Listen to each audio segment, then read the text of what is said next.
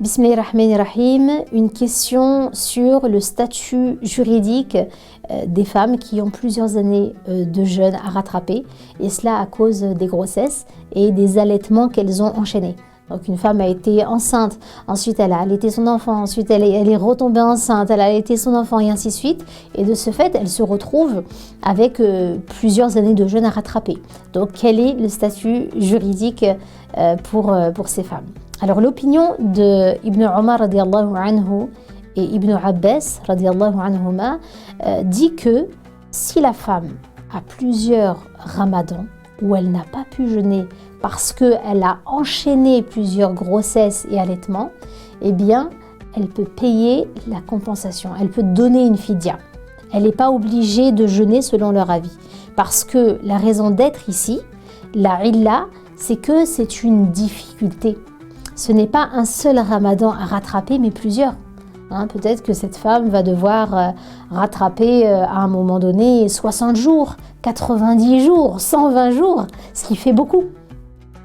Et d'ailleurs, dans un hadith de Aïcha radiallahu anha, elle dit lorsqu'on avait nos menstrues, on a été interdite de prier et de jeûner, mais on a été ordonné de rattraper notre jeûne. Mais pas notre prière, parce que la prière tatakarrar, c'est-à-dire que la prière en fait elle se répète. Et effectivement, quand la femme a ses menstrues et ensuite qu'elle se termine, il ne lui est pas demandé de rattraper ses prières.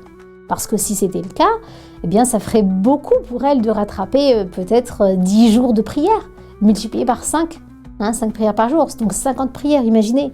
Imaginez les femmes qui ont 15 jours de menstrues, 15 jours x 5, ça ferait énormément de prières à rattraper. Donc c'est énorme. Et c'est pourquoi elle ne doit pas rattraper la prière parce qu'elle se répète.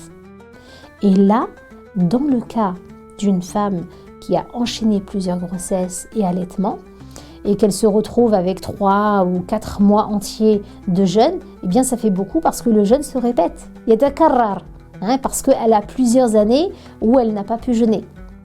Donc c'est un rattrapage de jeûne qui se répète.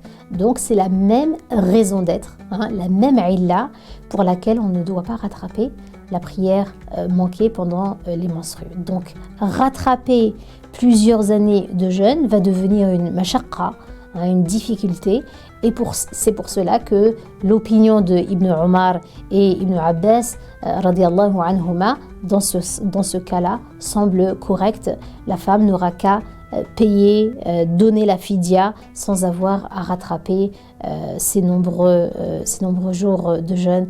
Wallahu a'la wa a'lam. C'est une opinion parmi les autres, et toutes les opinions qui existent à ce sujet relèvent en réalité de l'ijtihad, d'un effort d'interprétation, parce qu'il n'y a pas de texte explicite qui dit exactement ce que la femme enceinte ou la femme qui allaite doit faire.